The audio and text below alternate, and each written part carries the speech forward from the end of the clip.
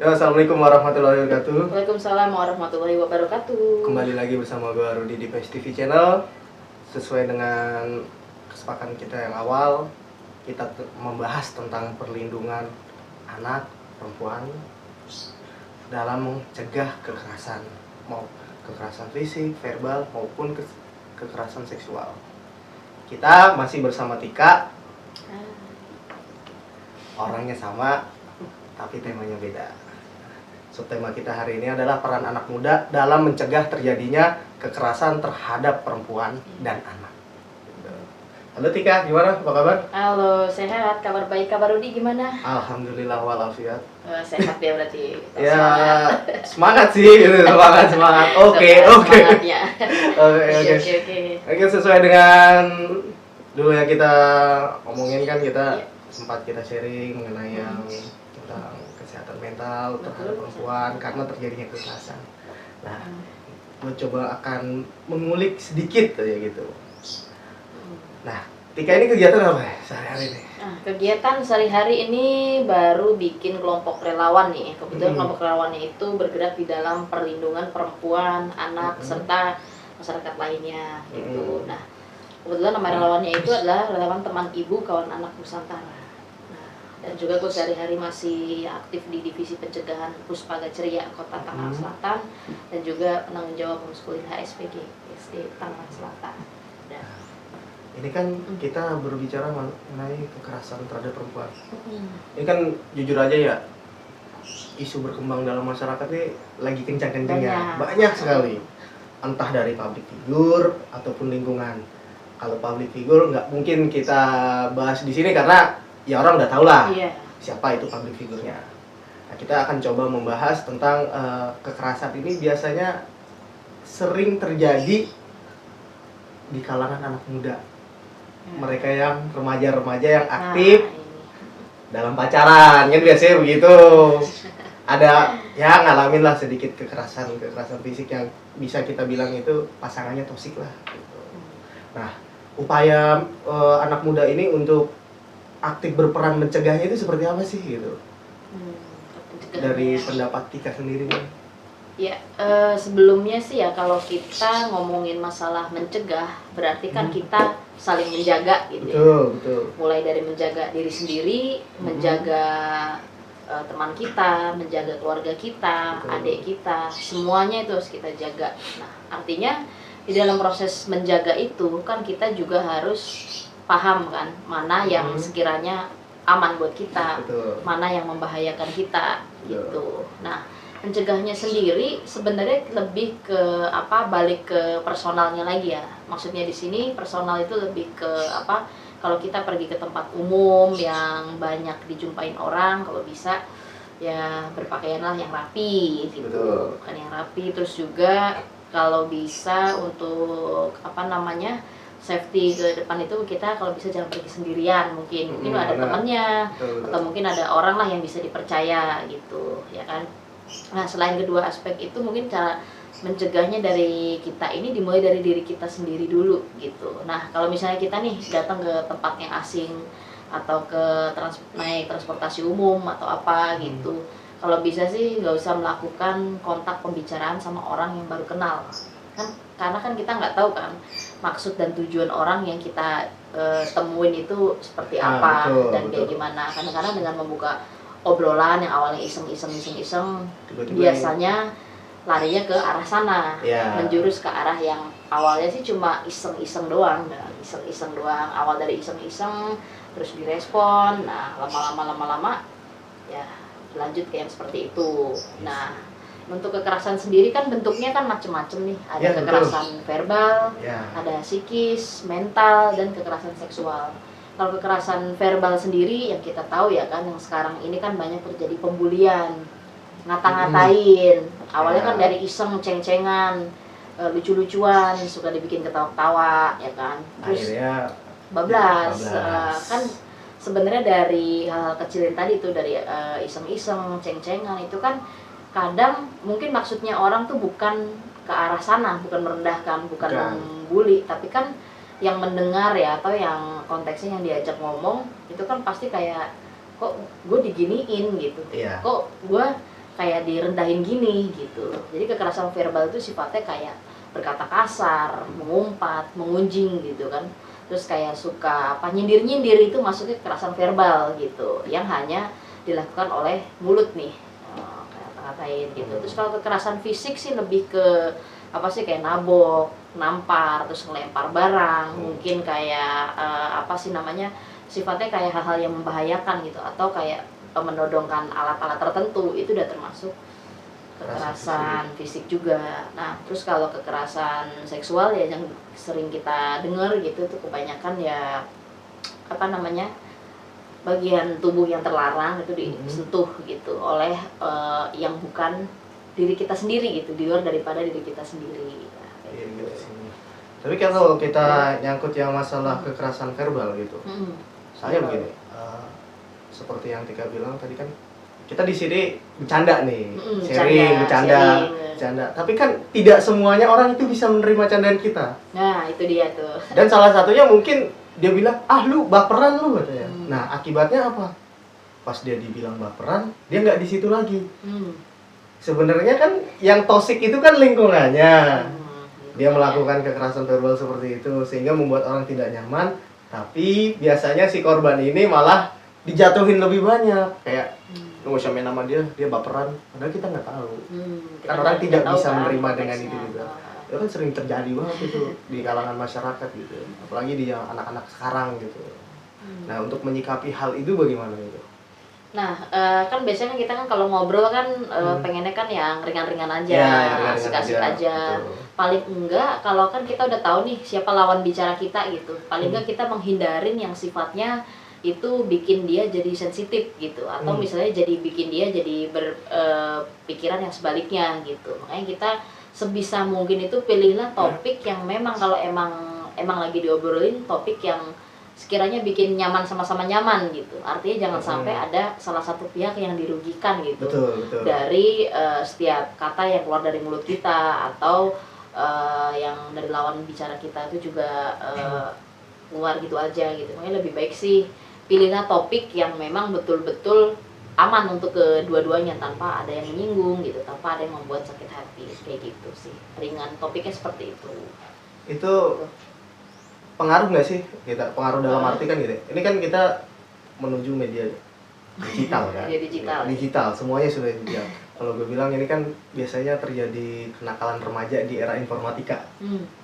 Berpengaruh nggak dari media sosial itu untuk tumbuh kembang si anak ini gitu, tentang masalah pembulian atau apapun, kekerasan verbal, berpengaruh nggak itu terhadap dia? Iya, itu sangat berpengaruh banget ya, karena kan media itu kan sekarang kan yang kita tahu tuh mulai dari anak-anak, remaja, dewasa, bahkan sampai orang yang lanjut usia pun nggak bisa lepas dari pengaruh digital seperti gadget gitu. Nah, makanya kan kadang yang namanya bahan obrolan ya kan, bahan buat apa ngebahas sesuatu itu biasanya kan lahirnya juga dari situ gitu, timbulnya dari media sosial dulu. Ntar gue pernah liat TikTok nih yang ada di sini, ntar gue terapin ngobrol sama dia. Jadinya itu kayak semacam apa ya, fenomena ikut-ikutan gitu ya kan.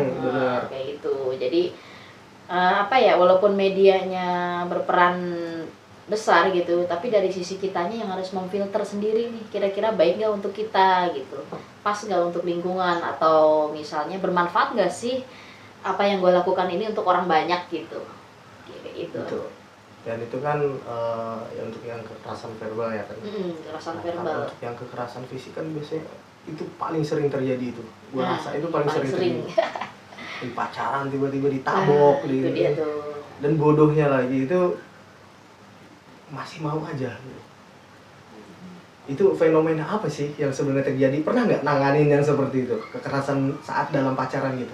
Kalau nanganin gitu secara langsung ya belum ya, cuma kalau ada yang sharing ya, tanya-tanya, ataupun lebih ke bagaimana sih cara mencegahnya, itu yang udah sering. Nah, kebanyakan ya apa namanya, kan tadi sesuai yang part yang pertama, makanya kita kan yang lebih menjaga diri kita sendiri kan. Kita yang harus aware sama diri kita sendiri gitu.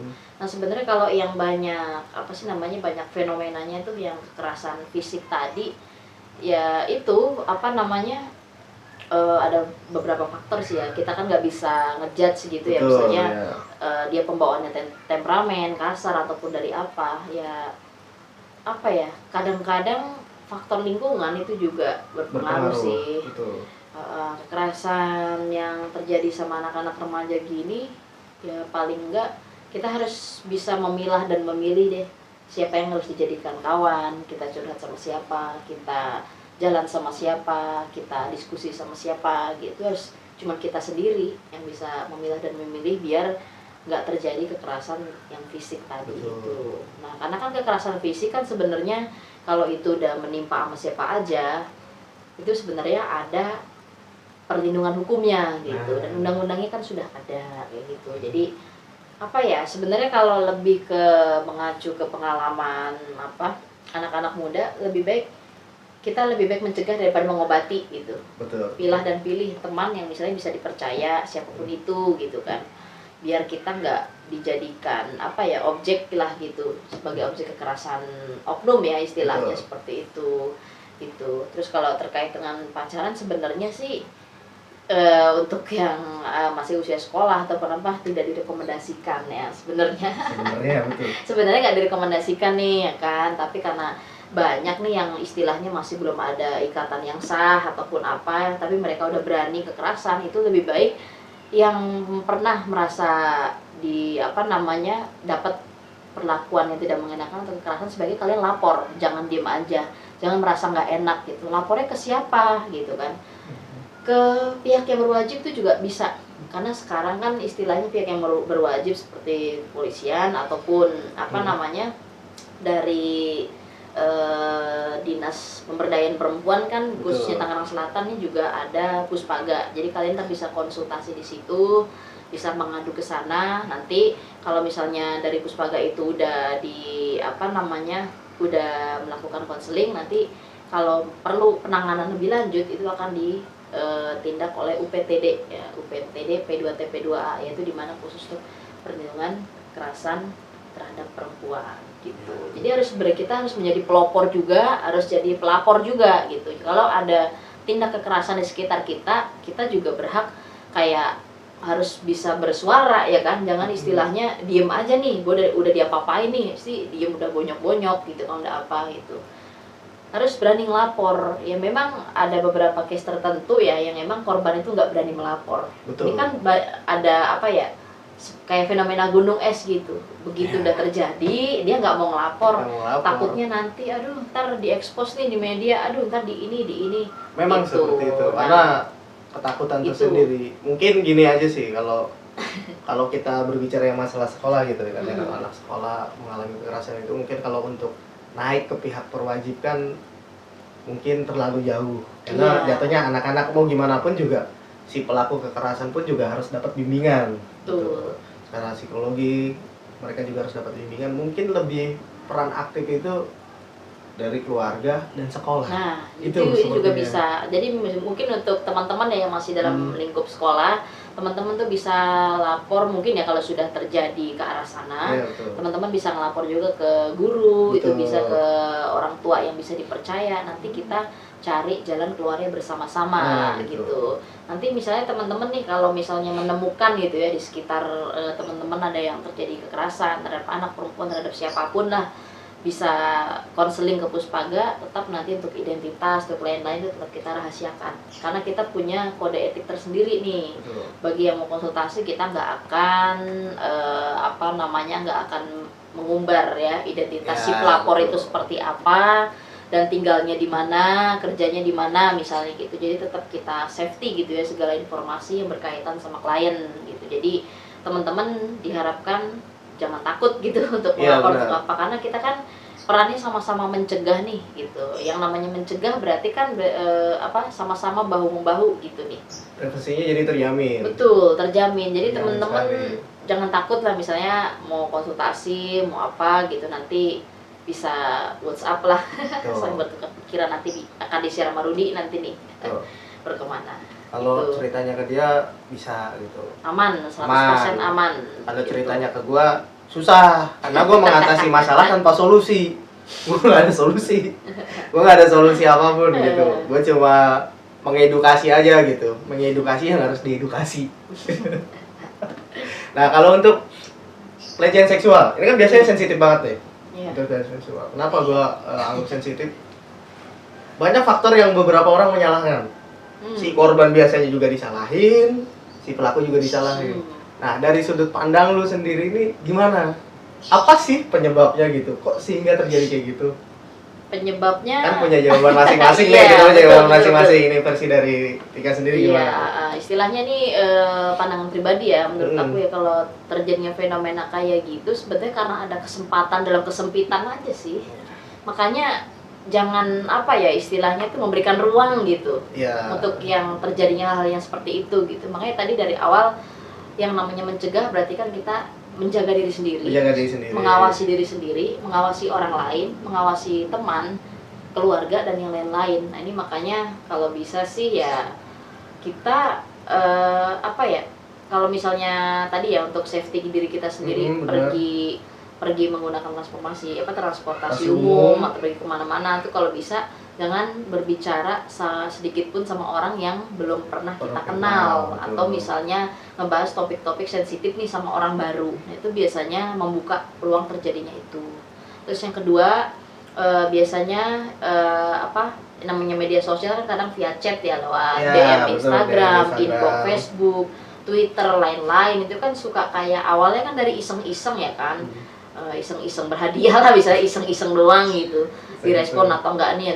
Pokoknya kalau yang topiknya yang kayak iseng-iseng kayak gitu tuh lebih baik mendingan nggak usah direspon sih, kalau saran gue sih seperti itu. Artinya kita menutup apa ya, menutup kesempatan yang cenderung ke arah sana gitu untuk keselamatan diri kita sendiri gitu. Dan kalau kita ngebahas apa sama teman, terus ngebahas sama lingkungan sama apa, lebih baik topik-topik yang emang bisa dibahas secara asik gitu, gak usah yang mengarah ke sensitif yang terus cenderung ke arah pelecehan seksual. Nah biasanya itu suka kayak iseng-iseng tapi pakai kata-kata kotor gitu kan, itu udah termasuk kayak gitu. Terus juga apa, ada beberapa bagian tubuh yang disentuh gitu sama orang yang di luar daripada diri kita sendiri. Jadi kita kan punya otoritas atas tubuh kita sendiri, siapa yang boleh yang boleh menyentuh dan siapa yang tidak gitu. Makanya tetap sih kalau mau kemana-mana jaga diri, pakaiannya diperhatiin.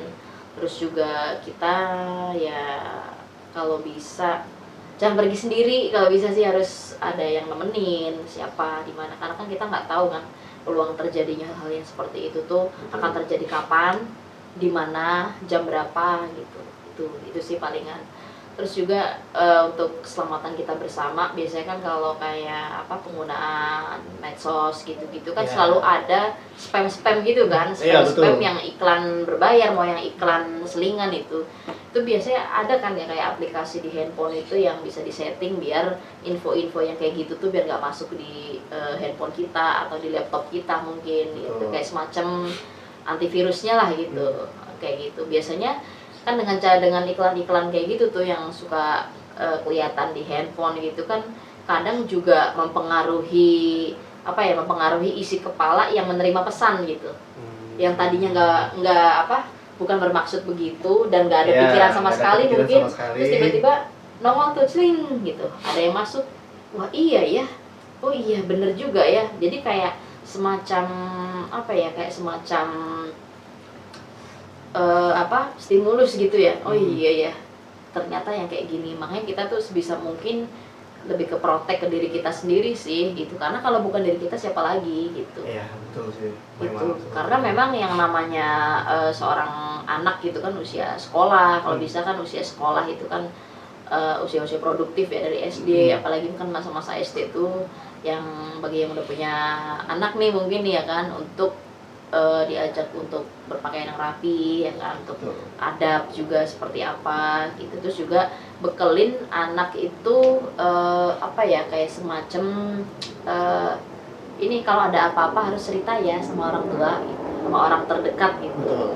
Terutama untuk anak SD ini kan rentan banget nih ya kan. Iya benar itu. Karena udah marak nih di TV-TV yang apa gitu kan, di sumber yang lain tuh kita pernah denger. Makanya paling gitu kita ngajak ya, nanti kalau ada apa-apa dan kayak gimana harus ngomong ya ke orang tua gitu.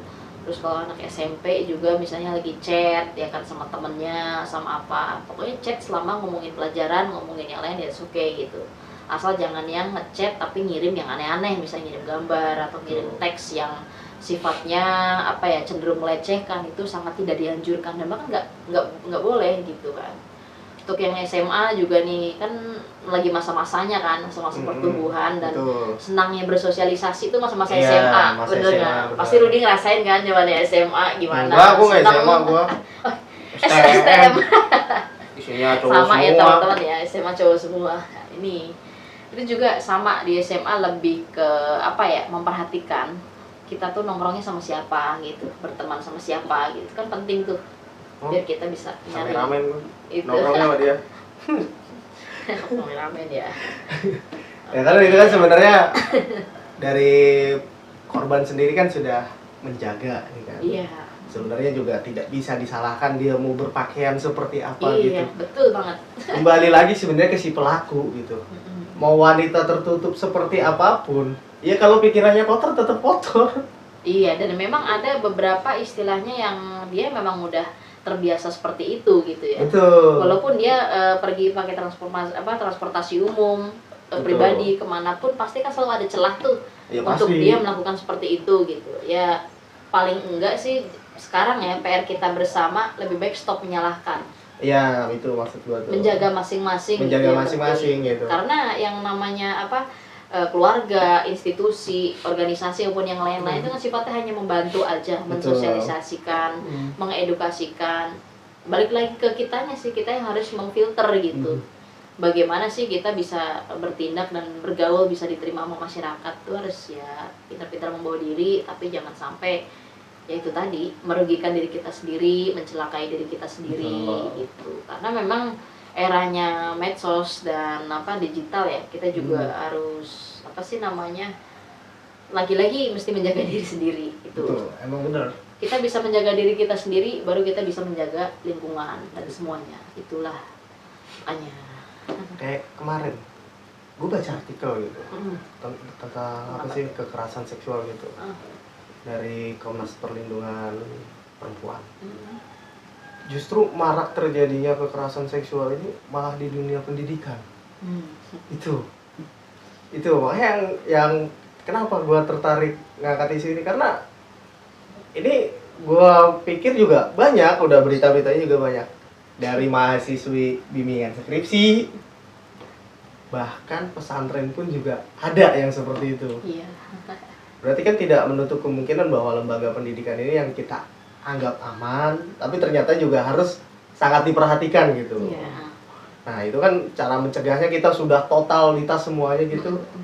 Kan berarti kembali lagi peran pemerintah kan harus aktif dalam penanganan seperti ini gitu. Dan pola pikir pandangan masyarakat kan juga harus sama. Hal seperti ini kan tidak bisa disepelekan gitu. Kayak misalnya mungkin karena sudah terbiasa kali ya, cewek lewat seksi, seksi neng gitu. Tapi kan secara nggak langsung kan itu sudah pelecehan gitu. Iya, udah iseng-iseng lah. Sudah iseng-iseng gitu, pelecehan tapi gitu. ngarahnya ke sana. Nah, kita sebagai laki-laki juga terkadang kan juga nyalain, siapa suruh lu aurat diumbar. Nah Kan gitu. Jadi kan stop menyalahkan seperti itu. Nah, untuk cara mengatasi dalam dunia pendidikan ini seperti apa gitu? Apakah pernah kita menangani hal-hal seperti ini gitu? Kalau di dunia pendidikan ya kita. Kalau tadi kan kita dunia dalam remaja, pacaran gitu. Tapi kita di pendidikan ini pernah nerima laporan seperti itu apa belum gitu atau gimana? Kalau sejauh ini sih sepanjang yang udah kita jalan gitu, udah running dari semua program sih belum ya yang ke arah sana, tapi kalau jangan sampai mudah-mudahan ini kan kita pengen semuanya kan ramah gitu. Betul, ramah terhadap perempuan semuanya lah. Itu paling ada sih dapat waktu itu ada yang WhatsApp ya, mungkin cerita pernah ada kejadian yang seperti itu, kan kita harus dengar dulu kan kronologisnya kayak gimana sampai terjadi yang seperti itu gitu. Dan ini sebetulnya paradigma yang perlu diluruskan gitu. Ya kan, karena memang tidak semua sekolah juga ada yang menemukan kasus seperti itu. Betul. Tapi ada juga yang berkedapatan gitu. Benar. Nah, karena banyaknya yang seperti ini kan karena kita lagi mendorong istilahnya kalau ada yang terjadi seperti itu kan harus mau melapor. Benar. Harus jadi orang yang pelopor juga. Betul. Gitu. Nah, ini mungkin karena kayak gini jadi banyak yang lapor gitu. Banyak yang istilahnya kok ini ada sih yang kayak gini, kok ini ada yang kayak gini gitu. Terus juga tergantung situasinya sih di dalam itu tuh seperti apa gitu. Dan maraknya yang terjadi sih ya biasanya karena fenomena biasanya. Betul. Dan itu kan kayak fenomena gunung es sebenarnya nggak kelihatan gitu kan. Betul. Nah, ini kita apa ya, tergantung situasinya karena kita nggak bisa ngejudge ya itu terjadinya kayak gimana dan apa. Makanya ya itu tadi, kalau misalnya kita terjadi yang ke arah kekerasan gitu, kalau bisa kita harus berani speak up dulu, harus cerita ke orang-orang terdekat, gitu. Jangan takut-takut atau nggak enakan gitu, karena ini mengancam keselamatan diri sendiri gitu. Paling nggak tahu lah dalam bahaya tuh kita harus melakukan apa gitu. Itu dulu sih paling. Benar. Kalau ini apa tadi kan sampai dampaknya pun ke kesehatan mental ya. Betul, dampaknya kesehatan mental. Kesehatan mental itu dampaknya kan luar biasa gitu si korban ini.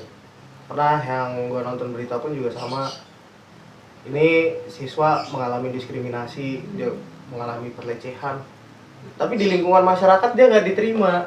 Katanya dia yang menggoda lah, yang inilah. Kembali lagi karena apa? Yang melakukannya itu adalah tokoh masyarakat terpandang. Jadi kan untuk mereka speak up itu susah gitu. Berarti peran-peran memang ya kalau bisa dibilang netizen harus viral dulu kali ya. Nah, kayak gitu. Efeknya apa kan, dampak buruknya buat si korban ini adalah fatalnya kan pasti bunuh diri. Karena apa, merasa ininya direbut atau apapun itu kan pasti gitu. Nah, untuk dalam pembahasan itu gue cuma pengen bertanya, ada nggak dalam waktu dekat misalnya Tika mengadakan seminar atau edukasi atau sosialisasi ke dunia pendidikan atau ke orang tua atau terjun ke masyarakat gitu, ada nggak?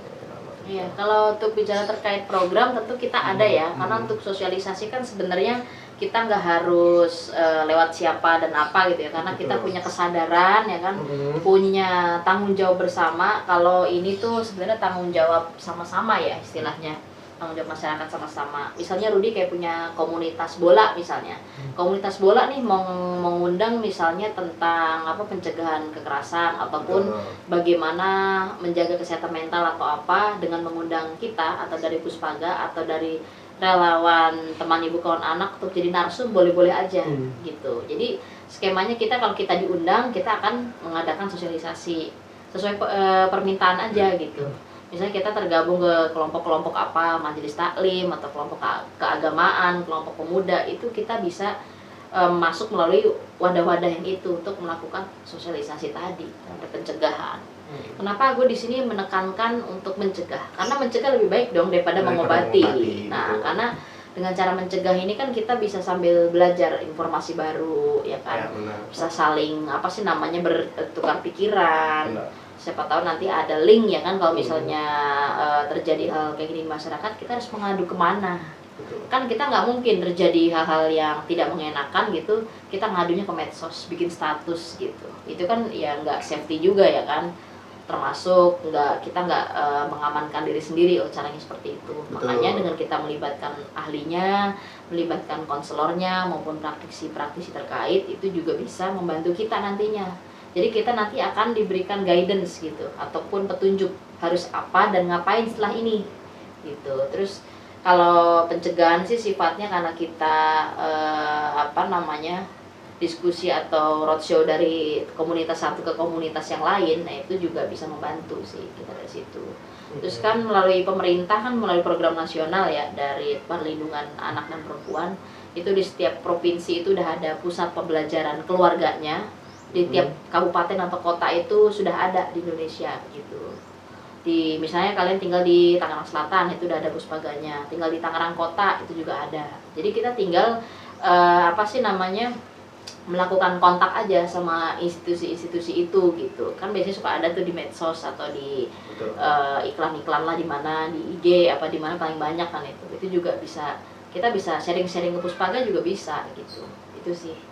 Berarti memang udah ada dan yang paling penting itu adalah peran keluarga, memang yang paling utama. Iya gitu. Betul, keluarga harus mendukung juga apapun itu gitu. Betul. Misalnya mendukung untuk program pencegahannya seperti apa, terus penanganannya nanti seperti apa, itu kan keluarga harus total juga gitu untuk mendukungnya gitu.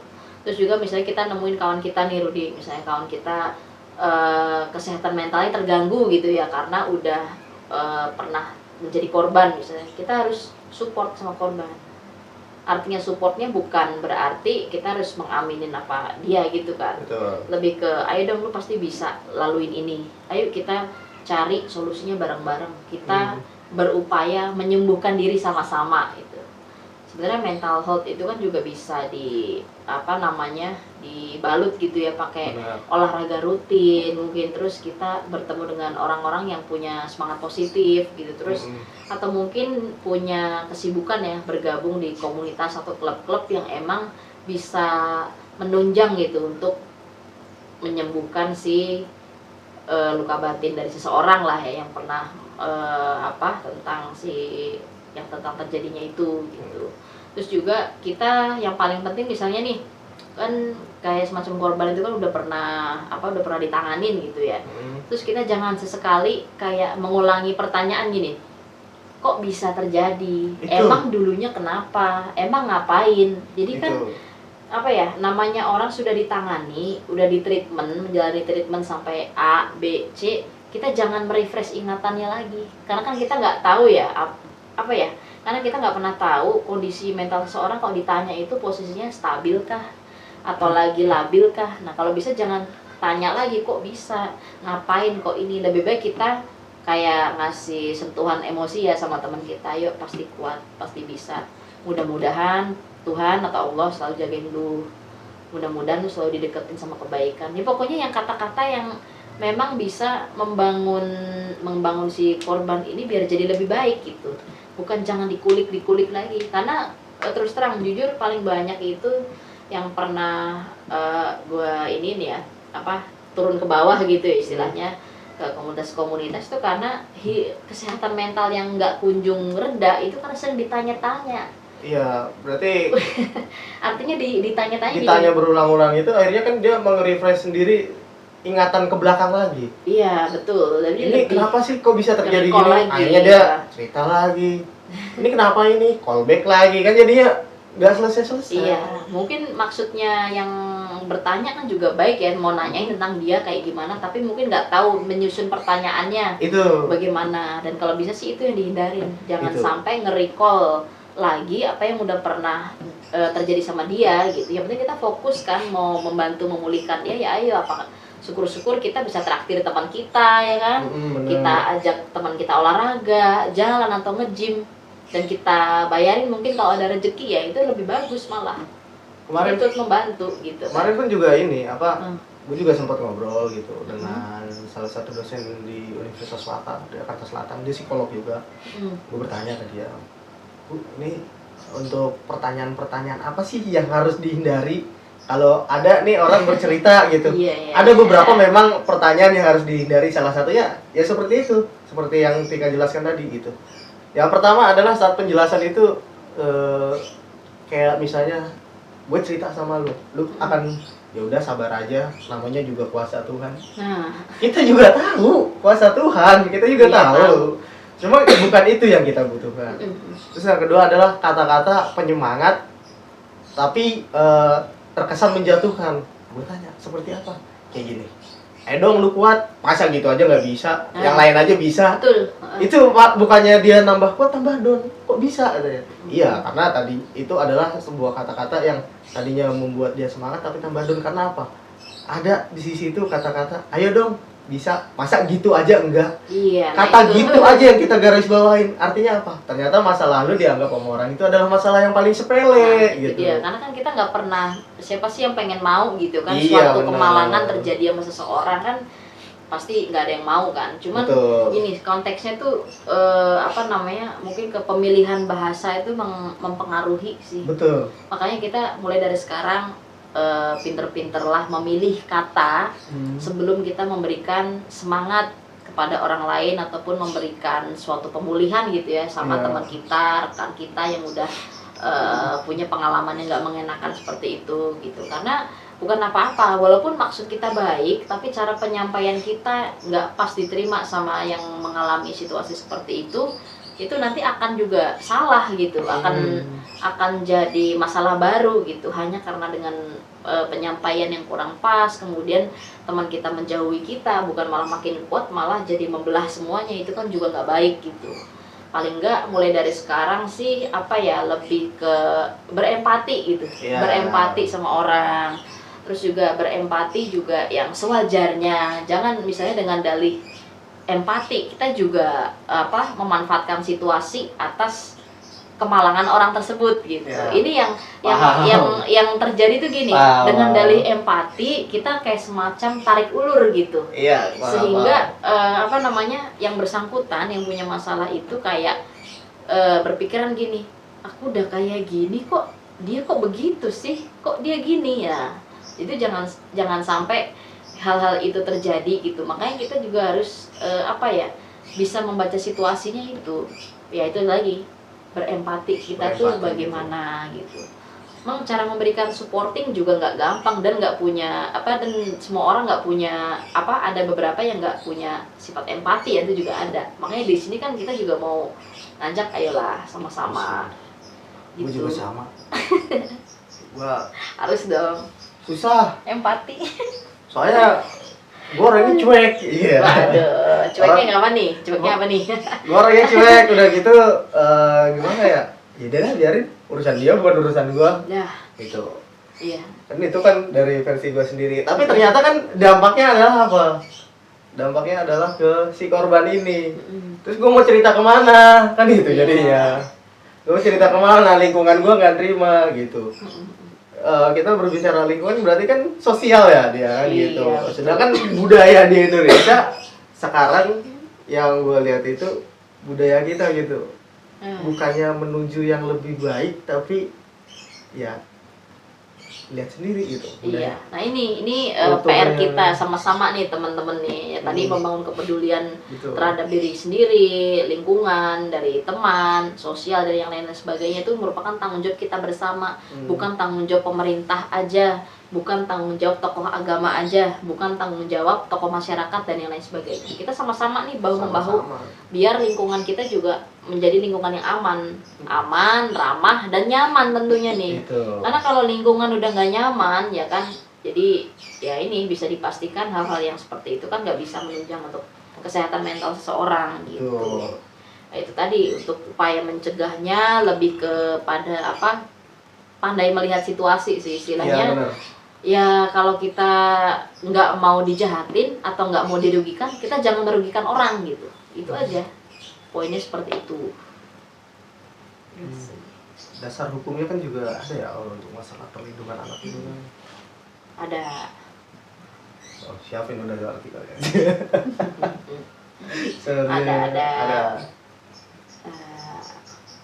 Ada sih tentunya kan tujuan pemerintah melalui Dinas Pemberdayaan Perempuan, Dinas Perlindungan Perempuan dan Anak itu kan juga udah ada undang-undang yang mengatur untuk itu gitu. Nah undang-undang yang mengatur itu karena kan juga mengatur ketahanan tentang keluarga juga kayak gini. Nah, dasar hukumnya itu awal-awalnya itu dulu tahun 90 disahkan tentang Kepres nomor 36 tahun 90 tentang pengesahan Konvensi Hak Anak. Nah, terus sampai peraturan tentang pengarus utamaan gender dalam pembangunan nasional, terus Undang-Undang nomor 35 tahun 2014 dan perubahannya nomor 23 tahun 2002 tentang perlindungan anak. Nah, untuk pedoman umum pelaksanaan perlindungan umum di daerah. Nah, itu juga ada. Semua itu udah ada ya aturan-aturan itu, nanti teman-teman bisa searching sendiri undang-undang yang mengatur perlindungan anak. Nanti teman-teman itu bisa searching dari situ. Nah, itu dengan adanya undang-undang itu makanya kita semua berkewajiban gitu melindungi. Karena dampak-dampak kekerasan itu entah di dalam rumah atau di sosial dampaknya memang langsung ke anak langsung ke anak gitu. Jadi kadang gimana ya kita ngelihat di lingkungan sekitar gitu, kayak ya fungsi keluarga itu kayak seperti nggak berjalan. Si ayah sama si ibu ini malah bertengkar, anak jadi korban. Korbannya apa? Mungkin secara mental kena, secara fisik pun juga kena. Kenapa? Ada dong banyak berita dia berantem suami istri, tapi kok anaknya yang digebugin. Nah itu hal-hal yang seperti itulah yang sebenarnya ingin gue bahas gitu, lebih lanjut, lebih jauh sih pengennya gitu. Nah, balik lagi ke fungsi keluarga sih kan, fungsi keluarga kan ada fungsi agama, fungsi reproduksi, fungsi sosial budaya, fungsi sosialisasi pendidikan, fungsi cinta dan kasih sayang, fungsi ekonomi, perlindungan dan lingkungan. Nah, kalau fungsi agama kan keluarga juga berhak dong menanamkan keyakinan terhadap Tuhan Yang Maha Esa. Apapun itu keyakinannya, kita harus memberikan fondasi yang kuat terhadap anak-anak kita. Ataupun kepada adik-adik kita, sepupu kita, pokoknya unit terkecil kan adalah keluarga gitu. Itu penanaman modal yang paling penting itu dari pengetahuan agama dulu.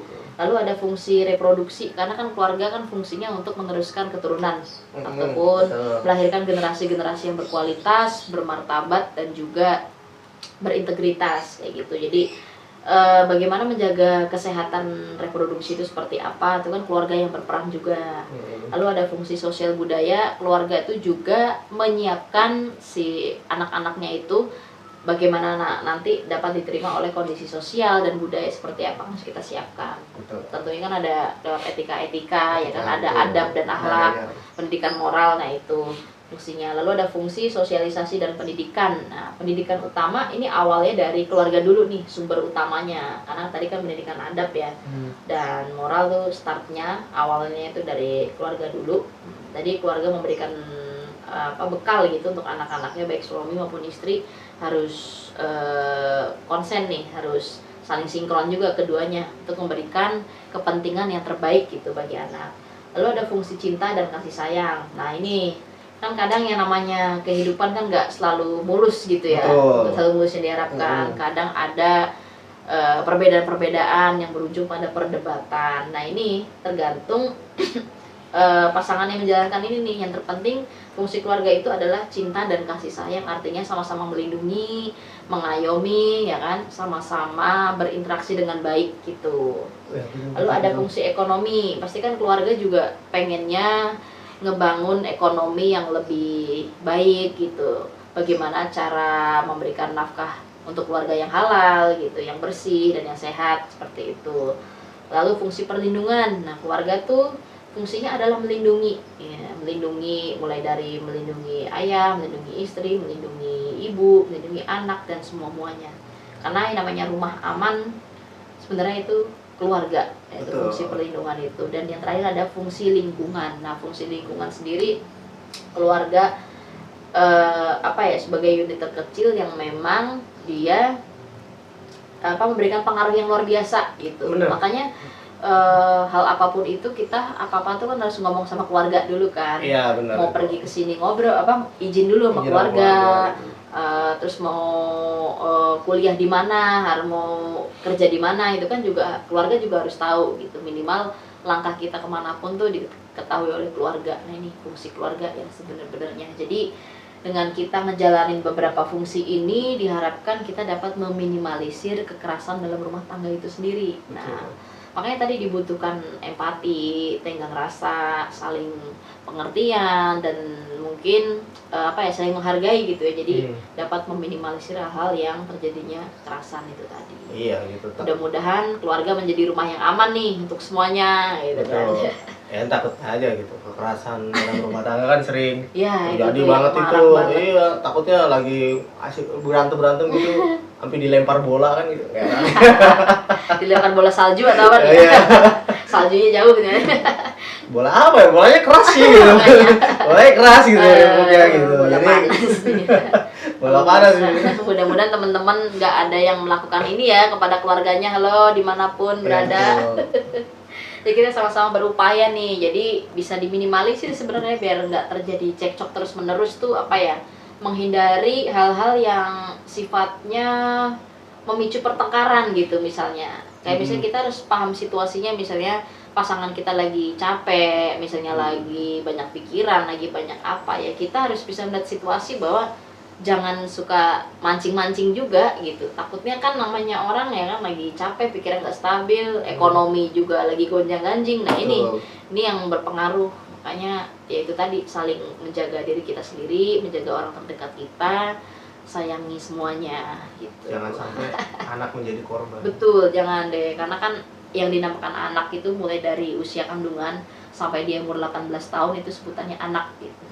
Dan kayak kita nih sebenarnya kita yang udah setua itu kita juga tetap masih dianggap anak sama orang tua.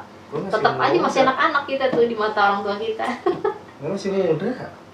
Masih muda ya. Udah gua baru Sama kita juga masih muda. 25 umur gua. Oh, 25 tambah 10 kali. Enggak nyampe. 25 tambah 10, guys. Agak, gua tuh ya emang 25 umurnya. Aduh.